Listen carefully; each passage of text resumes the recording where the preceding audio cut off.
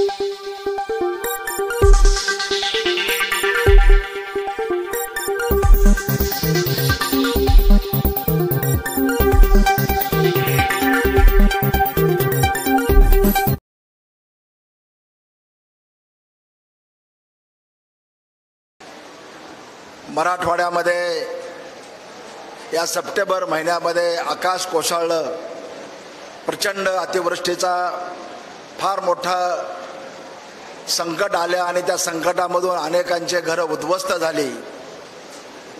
अशा उद्ध्वस्त अवस्थेमध्ये सगळे जागा सोडू नका, सगळे जागेवर बसा आपल्या कृपया आपसात बोलू नका कृपया. अशा परिस्थितीमध्ये एक मदतीचा हात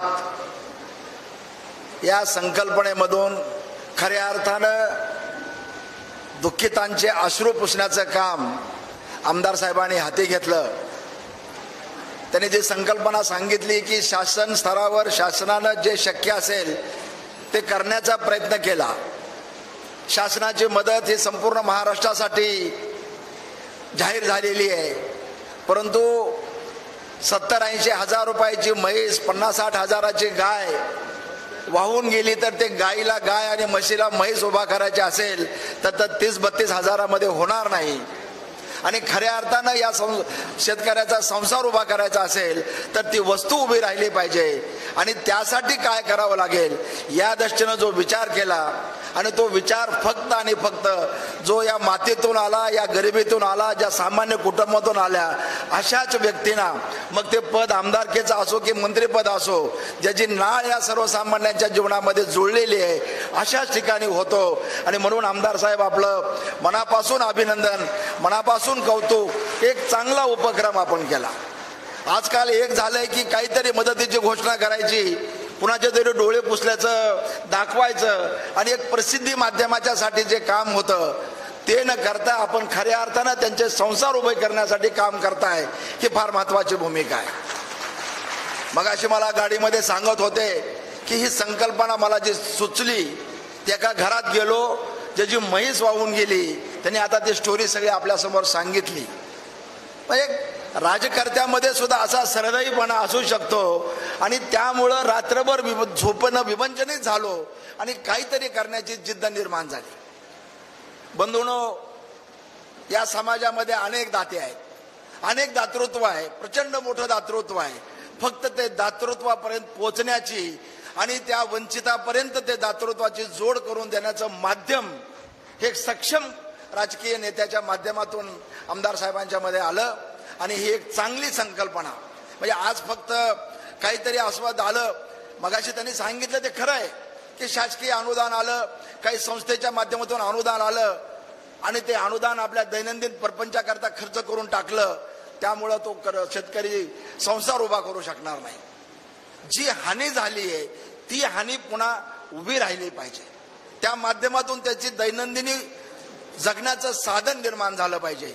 आणि ते साधन उभा करण्याकरता आज बाजारभावामध्ये 60-70 हजाराच्या खाली म्हैस येत नाही. ती म्हैस त्याला मिळाली पाहिजे, गाय मिळाली पाहिजे, शेळी मिळाली पाहिजे. आणि मग त्या माध्यमातून जे कमी पडतंय ते देण्याचं फार मोठं काम या संस्थेच्या माध्यमातून झालं. आणि म्हणून क्रिएटिव्ह फाउंडेशन असेल, अभय फाउंडेशन, आपल्या लातूरचे सुपुत्र आहेत, प्रचंड मोठा माणूस आहे, फक्त आर्थिक दृष्टीनंच मोठा नाही तर दिलदार माणूस आहे, मोठा माणूस आहे. परवा मुख्यमंत्र्यांना 5 कोटी रुपयाचा सीएम फंडासाठी निधी त्यांनी दिला. अनेक सोशल फाउंडेशनच्या माध्यमातून ते देशातल्या जनतेची सेवा करतात. आणि अशा व्यक्तींचा संपर्क आणि तशा व्यक्तींच्या माध्यमातून हे जो निधी मिळाला, ते मला असं वाटतं की खऱ्या अर्थानं संपूर्ण महाराष्ट्रातल्या 288 आमदारांनी हा कित्ता गिरवण्याची गरज आहे. आमदार साहेबांनी या तालुक्यामध्ये, त्यांच्या मतदारसंघामध्ये पाणंद रस्त्याचा एक चांगला उपक्रम राबवला, आणि विधानसभेमध्ये तो ठराव पासित झाला की औसा पॅटर्नच्या हद्दीत आता हा पाणंद रस्त्याचा प्रश्न संपूर्ण राज्यामध्ये हा प्रोग्राम राबवला पाहिजे. आणि तशाच पद्धतीनं जे म्हणून असं नैसर्गिक संकट येईल, नैसर्गिक आपत्ती येईल, त्या आपत्तीमध्ये शासनाच्या स्तरावर जे शक्य असेल ते मदत करणारच आहे. परंतु खऱ्या अर्थानं जी मदत आहे की त्याला ते पुन्हा उभा झाला पाहिजे, पुन्हा त्याचं उत्पन्नाचं साधन निर्माण झालं पाहिजे. आणि ते करण्यासाठी जे कमी पडतं ते अशा लोकप्रतिनिधीच्या माध्यमातून, समाज कार्यकर्त्यांच्या माध्यमातून निर्माण झालं पाहिजे. आज खरं म्हणजे हा अत्यंत हृदयस्पर्शी असा त्यांनी अनेक प्रसंग सांगितले. उजनी गावचा प्रसंग सांगितला, अनेक डोळ्या देखत त्यांनी हे वाहून गेले. आणि सगळ्याच भागामध्ये, आमच्याही भागामध्ये साहेब, मांजरा नदीच्या दोन्ही बाजूच्या पूर परिस्थितीमध्ये उभे ऊस वाहून गेले, सोयाबीन वाहून गेलं. आणि मग त्या ठिकाणी आम्ही आमच्या कारखान्याच्या माध्यमातून काही मदत करण्याचा प्रयत्न केला. आणि तसंच आपल्याला हा जो काही एक हात मदतीचा आज आमच्या भुत्रा साहेबांनी मदत झाली. परंतु आज हे सगळं पाहून आणि ऐकून मी सुद्धा एका शेतकरी कुटुंबातला आहे. गेली 25-30 वर्ष त्याही परिसरातल्या शेतकऱ्यांची सेवा करण्याचं काम करतो. आमदार साहेब, आमच्याही नॅचरल परिवाराच्या माध्यमातून आपल्या क्रिएटिव्ह फाउंडेशनला 11,51,000 रुपये आमच्या CSR निधीमधून आम्ही देतो. खरं म्हणजे मला माहीत नव्हतं, नाही तर चेक नक्की घेऊन आला असतो. पण आज RTGS आपल्याकडं फंड्स ट्रान्सफर करू, कारण हे अत्यंत उल्लेखनीय असं काम आहे. राजकीय स्तर बाजूला सरून मगाशी मी त्यांना सहज विचारलं की साहेब, तुम्ही जे काय मदत करताय, ज्या गावामध्ये मायनस होते तिथं काय? त्यांनी सांगितलं, साहेब मी कुठलाही प्लस मायनस गाव हे कधी बघितलं नाही, सरसकट मदत केलेली आहे. आणि आता तर त्यांनी सांगितलं की मतदारसंघ नसताना सुद्धा तालुका म्हणून आमचा भादा, तो सुद्धा भाग आपण या ठिकाणी घेत आहे. आणि खरं म्हणजे निवडणुका, राजकारण हे फक्त एक 15 दिवस, महिनाभराच्या काळासाठी असतं, कारण लोकशाही जिवंत ठेवायची आहे. पण मला असं वाटतं की खऱ्या अर्थानं हा जो लोकनेता असतो, आमदार असतो, लोकप्रतिनिधी असतो, हा त्या संपूर्ण मतदारसंघाचा प्रतिनिधी आहे. एकदा तो निवडून आला की त्या प्रतिनिधीला पक्ष, त्याला गट तट हे शून्य असलं पाहिजे. तो संपूर्ण जनतेचा प्रतिनिधी आहे. आणि त्याचं हे एकमेव उदाहरण मला असं वाटतं की आमचे आमदार अभिमन्यू पवार साहेबांनी महाराष्ट्रातल्या 288 आमदाराला घालून दिलेला आहे. आणि म्हणून एक चांगला उपक्रम, चांगलं कार्य, वंचितांना मदत करणं तर असेल, पण ज्यांचे संसार उद्ध्वस्त झाले ते संसार पुन्हा उभे राहिले पाहिजेत. आणि जसं आमदार साहेबांनी आपल्याला विनंती केली, तशी माझी पण आपल्याला विनंती आहे की जो काही निधी मिळेल त्या निधीतला 1 पैसा आपल्या दैनंदिन प्रपंचाला खर्च करू नका. ज्या ज्या म्हशीसाठी दिले पैसे मिळाले, उद्या बाजारात जा, दिवाळीच्या मुहूर्तावर दुधाची म्हैस खरेदी करा, गाय खरेदी करा. परंतु हा पैसा प्रपंचामध्ये घालू नका, कारण हा पैसा जो काही मदतीचा पैसा आहे हे अशा संस्थांच्या माध्यमातून, भुतळा साहेबांसारख्या व्यक्तींच्या माध्यमातून दिला जातो. तो त्या सत्कारणी लागला पाहिजे, तो दैनंदिन प्रपंचामध्ये जाता कामा नये. तर खरं म्हणजे अशा व्यक्तींच्या दानत्वाला ही खरी उजाळी मिळेल आणि त्यांना प्रोत्साहन मिळेल की आपण अशा प्रकारचं दान दिलं पाहिजे, अशा प्रकारचं मदत आपल्या समाजामध्ये केली पाहिजे. आणि त्या दृष्टीने एक अत्यंत महत्त्वाचं काम आहे.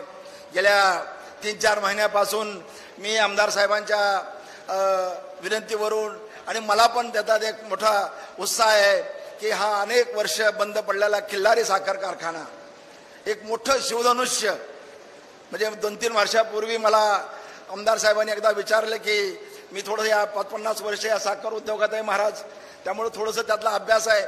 मला त्याने विचारलं की असा कारखाना घेऊ का, चालू होईल का? मी त्यांना सांगितलं की साहेब या भानगडीत पडू नका, हे सगळं स्क्रॅप झालेलं आहे, कंडम झालेलं आहे, आता हे चालू होणे नाही. त्या उपरही एक त्यांनी आव्हान म्हणून स्वीकारलं. आणि बंधूंना आपल्याला सांगायला आनंद वाटतो, आता मी कारखान्यावर जाऊन आलो. मागच्या 1-1.5-2 महिन्यापासून 2-3 वेळा त्यांच्यासोबत जाण्याचा योग आला.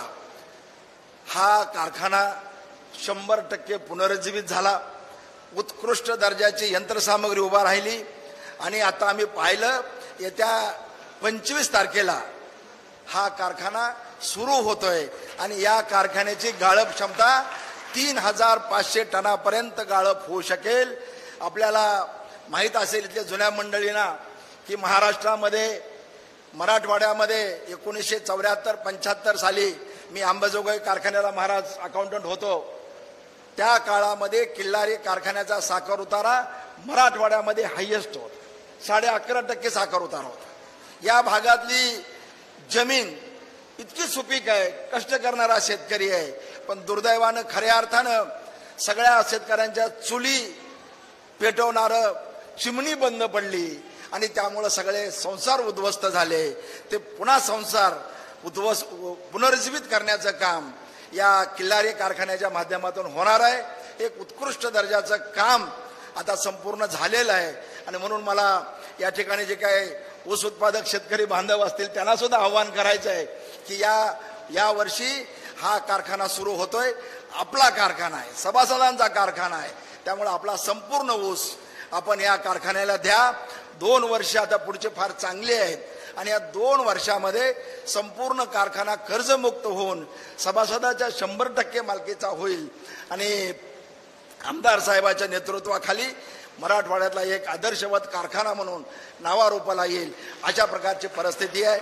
या ठिकाणी मला निमंत्रित केलं आणि खऱ्या अर्थानं मी एक शेतकरी कुटुंबातून आलो.